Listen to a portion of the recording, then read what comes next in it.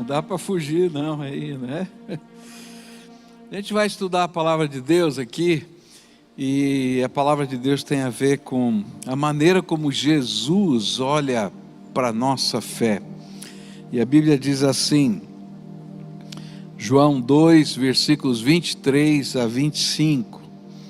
Estando Jesus em Jerusalém durante a festa da Páscoa, muitos creram no seu nome, quando viram os sinais que ele fazia.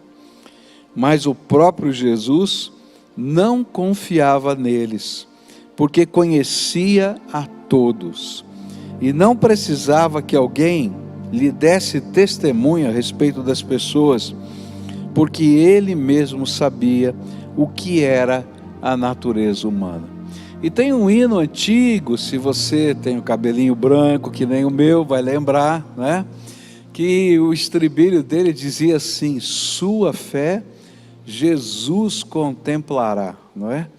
E é bem disso que esse texto está falando, que Jesus está olhando para o nosso coração, ele está vendo a fé que estamos proclamando, que estamos vivendo, que estamos exercitando em oração. Eu queria, Thalita, vem cá, canta aqui um pedacinho para mim, desse hino, e a gente vai atrás de você aqui, vamos ver. Eu peguei ela no susto, viu? Tá? Vamos lá. Nossa fé Jesus contemplará tudo que Jesus promete dar. Ele vê o coração e responde a petição. Nossa fé Jesus contemplará. Deu para lembrar um pedacinho? Deu? Então vamos junto, vai. Nossa fé Jesus contemplará tudo que Jesus promete dar. Ele vê o coração e responde a petição. Nossa fé Jesus contemplará. Se prepara para o final, viu? Tá? Que gostoso lembrar, né? Mas que sério é imaginar que Jesus está contemplando a nossa fé e está fazendo juízo de valor a respeito do tipo de fé que nós estamos apresentando, exercitando no nosso coração. A palavra de Deus vai nos ensinar aqui, e a gente vai olhar um pouquinho para o contexto desse texto, que Jesus iniciou o seu ministério na cidade de Jerusalém. É interessante, né? Ele começa a sua obra de pregação logo no centro, lá na capital. E ali ele começa a realizar os seus sinais. E ainda que João, aqui no comecinho do Evangelho, não conte quais foram os sinais, mas a ideia que o texto vai nos dar é que esses milagres geraram impacto no coração das pessoas, no sentimento das pessoas. E a Bíblia vai nos dizer que muitas pessoas, por causa destes sinais, creram que Jesus era o Messias prometido. Mas, de um modo incrível, a Bíblia vai dizer para a gente que Jesus não acreditava na fé que aquelas pessoas professavam. Então havia aqui um contraste tremendo, né? Eles estavam dizendo: olha, esse aqui é o Cristo, esse aqui é o Messias prometido, olha só os milagres que ele tem feito. Mas Jesus olhava e dizia: não estou confiando muito nesse aqui não, viu? Não estou confiando muito naquele ali, não, esse aqui não. E ele estava fazendo juízo de valor. E a Bíblia diz que Jesus tinha essa capacidade de discernir a fé que as pessoas colocavam nele, porque ele conhecia a natureza humana, ele conhecia o coração do homem. E a pergunta que fica aqui é: o que Jesus viu naquelas pessoas que fez com que ele desacreditasse da fé que elas expressavam? O que fazia a fé destas pessoas deficiente e insuficiente. Então, o tema da minha mensagem hoje é exatamente isso: o que é uma fé deficiente e insuficiente? E o interessante é que nesse texto, exatamente nesse texto, Jesus não explica isso. Ele não fala o que ele viu que era deficiente e ineficiente na fé dessas pessoas. Mas o interessante é que ao longo dos evangelhos, e principalmente no evangelho de João, a gente vai encontrar as respostas, onde Jesus desacredita a fé de algumas pessoas que se aproximam dele.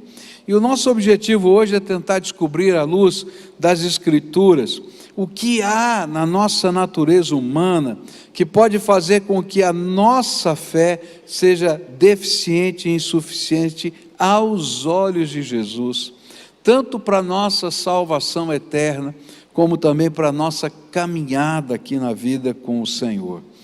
E a primeira coisa que a gente vai encontrar nos evangelhos sobre esse tema é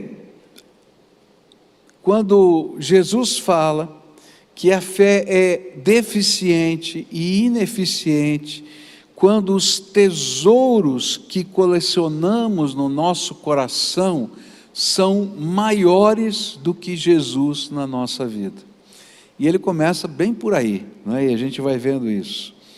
Jesus, em seu ministério, ele vai ensinar que a fé em que ele acredita não é apenas uma fé intelectual. Eu creio que Jesus existe. Não é uma crença dogmática. Eu nasci numa religião e eu creio que Jesus é o Filho de Deus porque aprendi isso com os meus pais, ou porque eu tenho um dogma que está guardado dentro da minha alma. Ele diz, não, isso não funciona. Ou nem somente uma fé mística, onde eu estou buscando só um milagre, onde eu estou tentando ver algo extraordinário acontecer, e eu estou lá, quem sabe de joelhos, quem sabe fazendo uma penitência, quem sabe pagando uma promessa. Ele diz, olha, não é essa fé que eu estou procurando, mas a fé que eu estou procurando, que é suficiente, é um compromisso radical comigo, que me coloque acima de tudo e de todos. E então, quando nós professamos a nossa fé em Jesus, nós logo seremos desafiados a fazer com que esta fé seja colocada de tal maneira em Cristo, que Ele assuma o lugar que Ele merece na nossa vida, de supremo Senhor das nossas vidas. E aí que muitos abandonam a jornada da fé. Porque quando chega a hora da gente colocar em prática e dizer Jesus é o primeiro, e acontecem escolhas que a gente tem que fazer, alguns abandonam a fé. E Jesus já sabia que a gente ia abandonar a fé, ou que alguns iriam abandonar a fé. Porque eles estavam simplesmente se enganando espiritualmente, achando que é possível viver com Jesus uma fé sem um compromisso radical. Mas Jesus vai ensinar nas Escrituras que não existe fé genuína sem um compromisso radical. E o primeiro texto que vai mostrar essa verdade se encontra lá em Lucas, capítulo 18. E eu vou ler só um pedacinho desse texto, o texto é bem maior, só para destacar para você ouvir e pensar um pouquinho nessa história. Lá em Lucas 18, versículos 21, 22 e 23, a Bíblia diz assim: então o homem disse, tudo isso tenho observado desde a minha juventude. E ouvindo isso, Jesus lhe disse, uma coisa ainda falta a você. Venda tudo que tem, dê o dinheiro aos pobres, e você terá um tesouro nos céus. Depois venha e siga-me. Mas ouvindo ele estas palavras, ficou muito triste, porque era riquíssimo. Eu não sei se você lembra dessa história, mas se aproximou um jovem de Jesus, e esse jovem disse, olha, bom mestre, o que preciso fazer para ganhar a vida eterna? E ele disse, por que você me chama de bom? Não é bom é Deus. Você está entendendo quem eu sou? Você tem compreensão de que eu sou o Messias prometido, o Filho do Deus Altíssimo, parte da Trindade Divina? É por isso que você está me chamando bom, ou isso é só um jeitinho de se aproximar? Ele disse, olha, ele não entra nessa discussão, e ele diz, olha, eu estou aqui te buscando. E aí então Jesus diz para ele assim, tá bom, já que você está me buscando, você está seguindo a palavra de Deus, está cumprindo os mandamentos, está buscando essas coisas espirituais. Estou fazendo isso desde pequeno, eu sou uma pessoa muito religiosa, muito piedosa, muito temente a Deus. Isso, que maravilha! Então você já fez tudo o que precisava? Fiz. Então só falta uma coisa: me coloca em primeiro lugar na tua vida. E aí Jesus põe o dedo na ferida. Sabe o que era o primeiro lugar na vida daquele homem? Não era Jesus, eram os bens, a grana que ele tinha. E quando foi pedido para esse jovem colocar Jesus acima dos tesouros humanos, ele achou que essa fé era cara demais, dispendiosa demais, e que não valia a pena, pois o seu tesouro estava no lugar errado, e portanto, o seu coração também estava no lugar errado. Foi por isso que Jesus ensinou, lá em Mateus 6, versos 19 a 21, não acumulem tesouros sobre a terra, onde as traças e a ferrugem corroem, e onde ladrões escavam e roubam, mas ajuntem tesouros no céu, onde as traças e a ferrugem não corroem, e onde os ladrões não escavam nem roubam, porque onde estiver o seu tesouro, aí estará também o seu coração.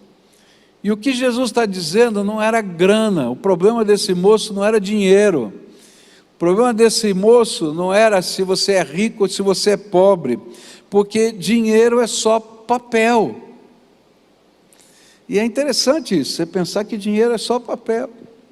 Há muitos anos atrás houve um incêndio em São Paulo, e nesse incêndio um banco foi acometido desse incêndio. O chefe de segurança daquele banco pertencia à nossa igreja, e depois do rescaldo do incêndio, os diretores daquele banco então mandaram o chefe de segurança e retirar os valores de um cofre supostamente à prova de fogo. E aí então eles foram lá com todo o seu equipamento, com todos aqueles carros blindados para a retirada dos bens que estavam lá dentro do incêndio, já com a segurança dos bombeiros garantida. E aí então foram os especialistas, abriram o cofre, e quando eles abriram o cofre, isso me disse esse chefe de segurança, quando eles abriram o cofre, todos viram o dinheiro nas prateleiras, viram os títulos, viram tudo, mas na medida que a porta ia se abrindo e entrava um pouco de ar fresco, tudo virava cinzas diante dos olhos deles. E aí aquele moço chegou para mim e disse assim: pastor, pela primeira vez na vida eu entendi que dinheiro é só papel, pega fogo, acaba, não tem jeito. O problema não era dinheiro ou não dinheiro, porque dinheiro é só papel. O problema é se o dinheiro na vida desse moço era mais do que papel, era um tesouro no seu coração. E o que Jesus está dizendo é que uma fé que não é capaz de colocar Jesus acima de todos os tesouros, então essa não é uma fé confiável, ela é ineficiente, e Jesus não aceita esse tipo de fé, porque onde estiver o seu tesouro, o que é que disse Jesus? Aí vai estar o seu coração. Onde tiver o seu tesouro, aí vai estar o seu coração, e assim vai. Por isso a palavra de Deus vai dizer que a fé verdadeira tem um princípio maior. E o princípio maior está lá em Mateus capítulo 6, versículo 33. Mas busquem em primeiro lugar. Essa aqui é a chave. Busquem em primeiro lugar, o reino de Deus e a sua justiça. E aí ele vai dizer: e todas estas coisas lhe serão acrescentadas. E aqui, quando a gente fala de todas estas coisas, se a gente olhar o contexto de Mateus, ele está falando das coisas que geram ansiedade no nosso coração. Está falando de roupa, de comida, de dinheiro, está falando de tudo isso. Ele está dizendo: olha, inverte o valor da tua vida e você vai ver o que significa viver pela fé e ser abençoado. A fé que Jesus aceita é aquela que faz dele o primeiro. Agora, não pense você que isso só acontece em relação aos tesouros materiais. Isso também acontece com os tesouros imateriais. Aqueles que envolvem sentimentos, posição, pensamento, aquilo que as pessoas pensam a nosso respeito, a maneira como nós nos sentimos diante de pessoas significativas. Qualquer coisa ou pessoa que tire de Jesus o primeiro lugar, faz da nossa fé uma fé ineficiente e insuficiente. Foi isso que aconteceu com os líderes judeus, que criam em Jesus, mas que nunca se comprometeram com o Senhor, e por isso Jesus não acreditava neles, não acreditava na fé que eles tinham. E aí em João 12, versículos 42 e 43, a palavra de Deus diz assim: no entanto, muitos dentre as próprias autoridades creram em Jesus, mas por causa dos fariseus, não confessavam para não serem expulsos da sinagoga, porque amaram mais a glória dos homens do que a glória de Deus. E aqui ele está falando de uma coisa imaterial, ele não está falando de grana, ele está falando assim: olha, tinha um monte de gente entre os judeus, que vendo os milagres de Jesus, e comparando com as Escrituras, eles chegaram à conclusão de que Jesus era o Messias, e eles tinham fé nisso, mas quando chegava a hora de tomar uma decisão e dizer: bom, agora eu vou ser um discípulo de Jesus, eles diziam assim: não, agora não dá para fazer isso, porque eu sou líder na minha sinagoga, e se eu fizer isso, eu vou ser expulso da minha sinagoga, eu ainda não terminei o meu trabalho na sinagoga. Olha, quem sabe lá na sinagoga eu seja mais útil do que um discípulo de Jesus. E quantas outras desculpas a gente arruma na nossa mente para que as coisas imateriais também assumam o primeiro lugar na nossa vida. Mas não é assim que funciona. Jesus contempla a nossa fé. Ele diz: olha, se você não estiver disposto a me colocar em primeiro lugar na sua vida, então a sua fé não é uma fé suficiente. E é interessante que quando Jesus fala a respeito desse assunto, e existem vários trechos que falam a respeito desse assunto, um deles é uma parábola que Jesus vai contar. A parábola dos solos, ou chamada também do semeador, né? Que diz que o semeador saiu a semear e lançou a semente em vários tipos de solos. E eu acho tremendo isso, porque a gente vai encontrar tantos tipos diferentes de solos, mas só um é aquele que Jesus elogia, aquele que está aberto para ser usado por Deus e produzir os frutos dessa fé. Os outros todos ele vai dizer: olha, esse aqui o terreno era duro, e então a semente foi lançada, e quando essa semente foi lançada, não conseguiu entrar na terra, porque o coração estava muito fechado, estava muito duro. E aí então diz, né, a palavra de Deus, que vêm as aves do céu e carregam aquela semente, E é interessante que num sermão do Padre Vieira, lá em 1600 e tralalá, ele dizia assim: sabe por que a ave do céu leva essa semente? Porque a semente é tão boa, mas tão boa, que se ficasse na terra dura, ia dar um jeito de germinar. E aí então o diabo tem que levar embora. Eu gosto de pensar nessa expressão do Padre Vieira, porque é tremendo isso. A palavra do Evangelho é tão boa, que ela frutifica de alguma maneira. Mas se o nosso coração continua duro, o inimigo vai levar embora essa palavra. Mas ele continua, lembra da parábola? Ele diz: olha, outra caiu entre solo pedregoso, logo cresce, mas quando vem o sol, quando vem as intempéries, quando vem os problemas, quando vem as dificuldades, ela logo morre, porque não tem raízes. E Jesus estava falando de gente assim, que tem uma fé insuficiente, ineficiente, porque não deixa Jesus ser o primeiro. Como é que a gente bota raízes ali? É quando Jesus se torna o primeiro na nossa vida, aí todas as outras coisas vão se acrescentando.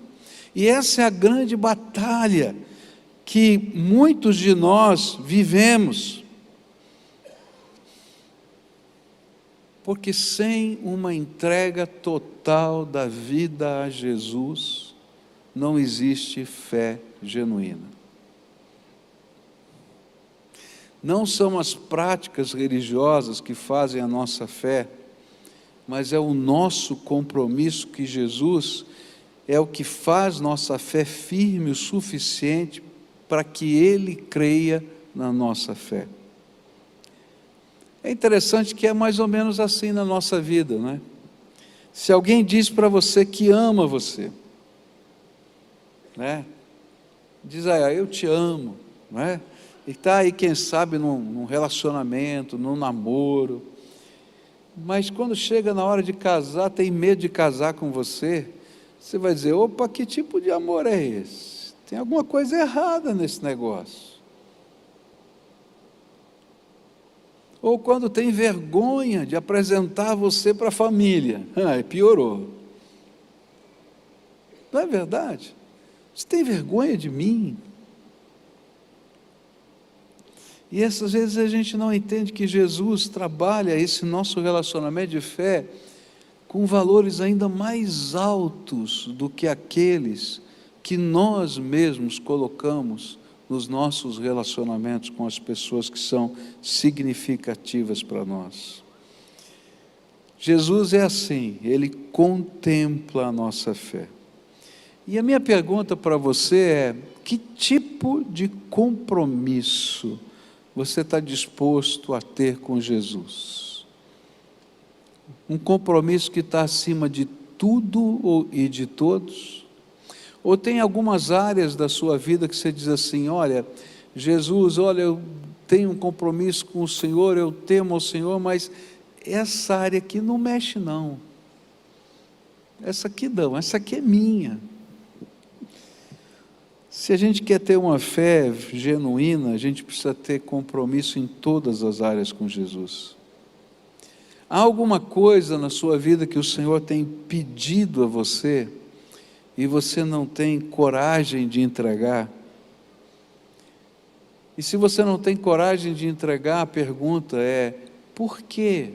Por que você luta tanto e reluta tanto com Deus nessas áreas? E a outra pergunta é: será que essa área, ou isso que você está segurando com unhas e dentes, não é o seu tesouro, como era a grana do jovem rico? Foi isso que Jesus falou em várias parábolas do reino, lá em Mateus 13. Lá é interessante, são pequenas parábolas, bem pequenininhas. Ele diz: olha, esse aqui encontrou uma pérola de grande valor, ele vai lá, né, vende tudo que tem e vai comprar a única pérola de grande valor. Esse aqui achou um tesouro enterrado num terreno, ele vende tudo que tem e vai comprar aquele terreno que tem o tesouro enterrado.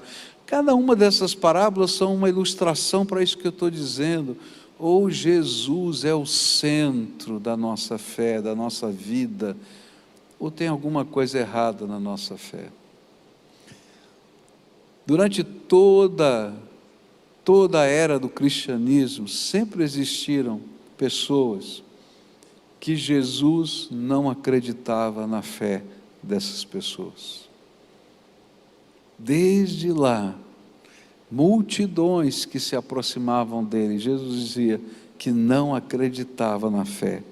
Tanto foi assim, que quando Jesus morreu, quantos estavam no cenáculo?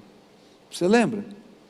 Multidões seguiam Jesus, mas depois que ele morreu, não é? Ressuscitou, e ele disse: permaneçam em Jerusalém até que sobre vocês venha o poder do Espírito Santo, o Espírito Santo.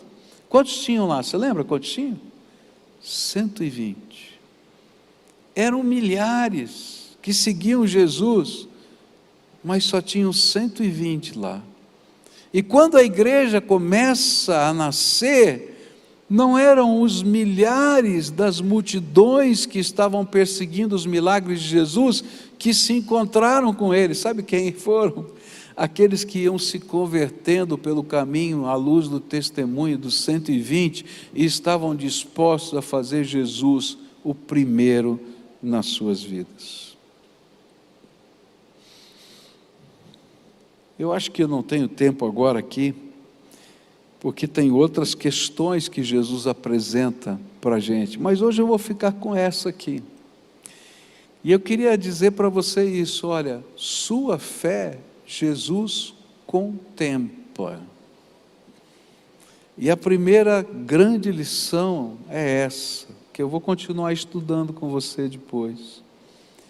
É se ele não for o primeiro na tua vida, então toma cuidado, que você pode estar se enganando. E o triste é que às vezes tem gente se enganando uma vida inteira. Olha, não é o fato de você estar numa igreja que faz a sua fé ser aceita pelo Senhor. E pode ser que igreja for, viu?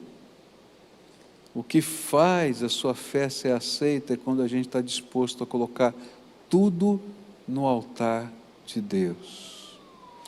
E uma das coisas mais bonitas que a gente vai aprender nas Escrituras é que aqueles que tiveram a coragem de colocar tudo no altar de Deus foram aqueles que viveram as grandes experiências da fé, do poder inusitado do Senhor.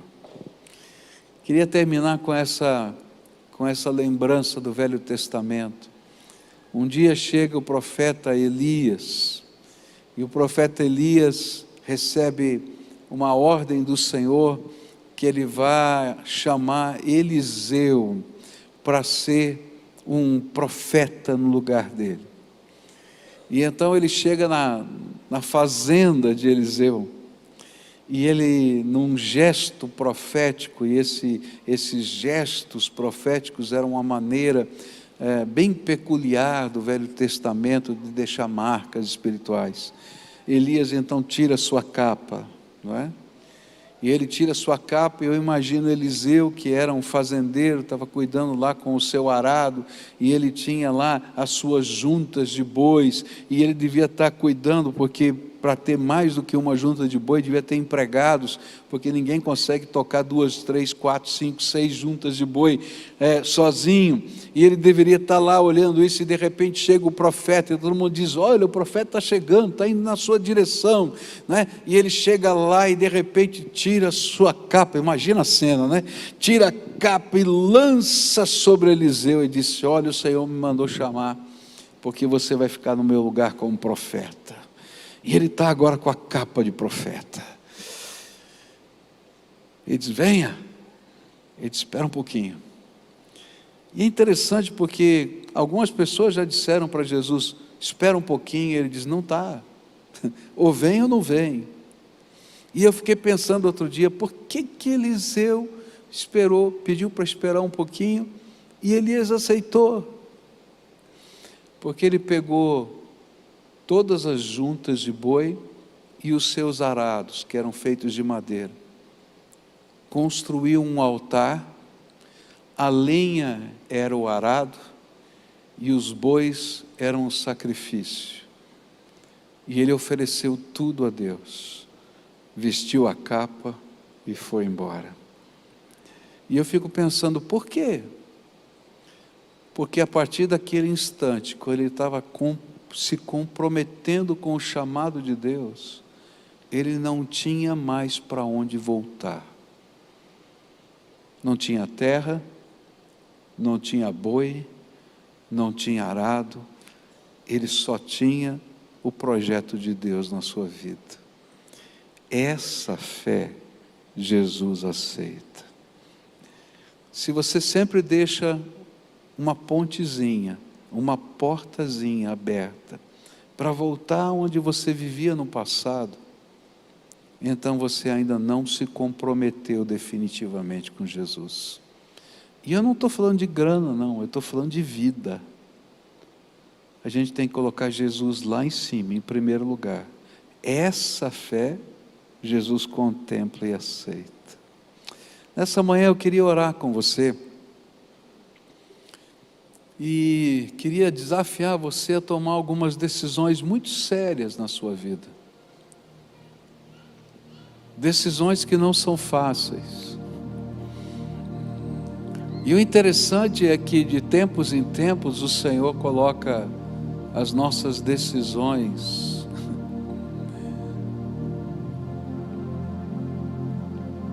Ele prova as nossas intenções. A gente começa a nossa jornada de fé fazendo entregas radicais, mas cada dia que passa, o Senhor diz, é sério? É para valer? E agora? Isso aqui. E a gente vai ter que ter a coragem de dizer, Senhor, Tu és o primeiro na minha vida, e continuarás a ser o primeiro na minha vida, até aquele dia em que eu te encontrar nas nuvens, porque o Senhor voltou, ou eu te encontrar no teu céu, porque o Senhor me levou. E ali ainda o Senhor continuará a ser o primeiro, porque eu vou ver a tua glória. E não tem como a gente não se colocar com a boca no pó diante da glória do Senhor e não tirar as nossas coroas e lançar aos teus pés, porque não valem nada. Hoje eu queria desafiar algumas pessoas a assumirem um compromisso radical com Jesus, porque não há outro compromisso que Ele aceite a não ser os radicais com Ele, em que Ele seja o Senhor absoluto da sua vida, o primeiro na tua vida. E talvez você tenha que colocar algumas coisas no altar de Deus. Eu me lembro de um jovem que foi pastor aqui na nossa igreja, campeão brasileiro de karatê, e um dia eu convidei ele para dar aula de karatê aqui na igreja, e ele disse, não posso, porque o karatê me separou de Deus, e no dia que eu me converti, eu estava em cima de um tatame, e eu fiz um voto com o Senhor, que eu nunca mais pisaria num tatame, porque Jesus era o primeiro na minha vida. Você entende? Tatame não quer dizer nada, ele podia ser campeão brasileiro, mas para ele aquele era o seu tesouro. Qual é o teu tesouro? O que é que o Espírito Santo está falando para você hoje? O que é que o Espírito Santo está mexendo com a tua alma? E hoje é dia de a gente dizer, estou colocando aos teus pés os meus tesouros, porque eu quero ter o maior tesouro na minha vida, o Senhor Jesus. Então, se há alguém aqui hoje a quem o Espírito Santo está falando e quer fazer entregas, a gente vai fazer um ato profético aqui. Lembra que eu expliquei desses atos proféticos? Eles têm um simbolismo tão forte. Lembra da capa de Elias sobre Eliseu? Então hoje eu vou convidar você para sair do seu lugar, vem aqui na frente, e você vai trazer o teu tesouro. Eu não sei como você vai trazer o seu coração, se você vai colocar alguma coisa no altar de Deus, mas alguma coisa que seja simbólica, entende? Dizer: Senhor, eu estou colocando aqui, porque eu creio que o Senhor hoje quer fazer algo extraordinário na tua vida. Se o Espírito Santo de Deus está falando, pode sair do seu lugar agora, em nome de Jesus. Se você está lá em cima na galeria, eu quando era jovem ficava escondido no último banco da galeria, porque eu não queria que Deus falasse comigo. Eu achava que lá não ia ser alcançado, mas foi lá que Ele já chacoalhou a minha vida. Então, se o Espírito de Deus está falando com você, desce daí, vem em nome de Jesus para cá, e a gente vai falar com o Senhor, e a gente vai colocar os tesouros da gente no altar de Deus, e a gente vai dar nomes aos tesouros, e vai pedir para Jesus ser o nosso tesouro maior, o nosso tesouro maior, o maior tesouro, o maior tesouro, o maior, o único que pode existir, porque Ele vê o nosso coração e contempla a nossa fé. Não tem outro jeito. Dá medo, né? Algumas vezes que o Senhor me pediu alguns tesouros que eu estava construindo sem perceber,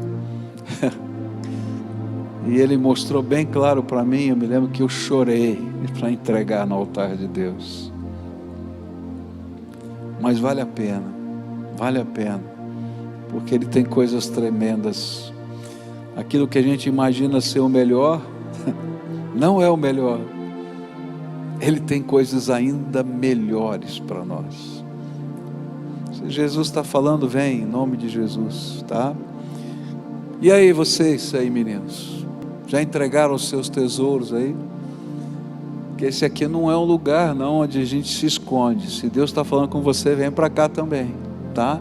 Se Ele está falando com você, a gente vai deixar o Senhor trabalhar na nossa vida aqui. Vamos orar juntos? O que é que Jesus pediu para você hoje? Qual é o teu tesouro que você está precisando colocar na mão do Senhor? Fala para Ele. Diz o nome, diz o que, diz como, diz de que jeito.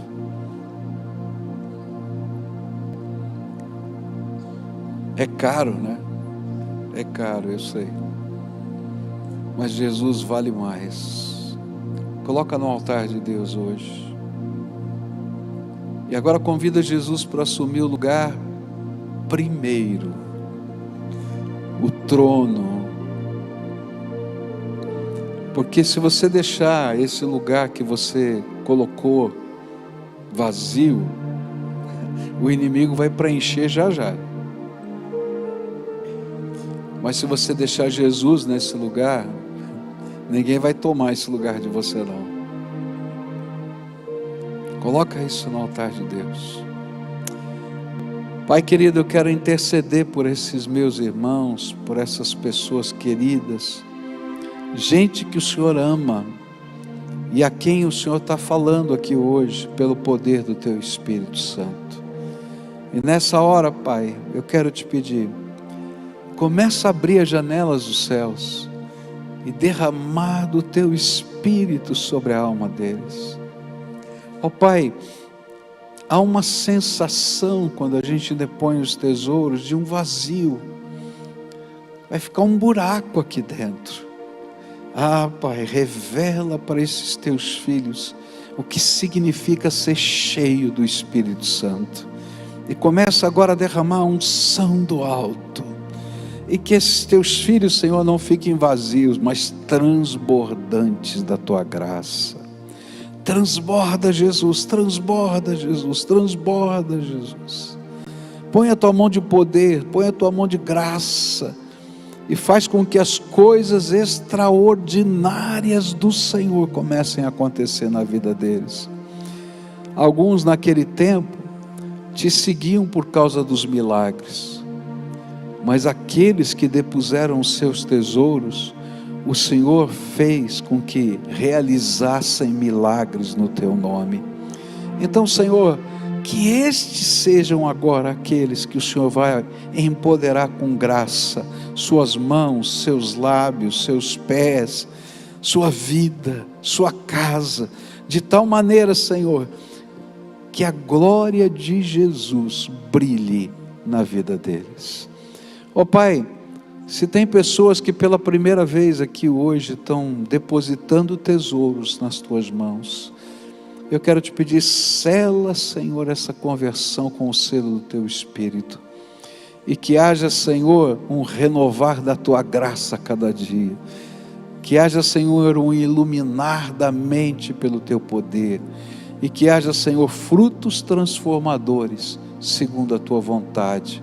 É aquilo que eu oro em nome de Jesus. Amém e amém. Amém.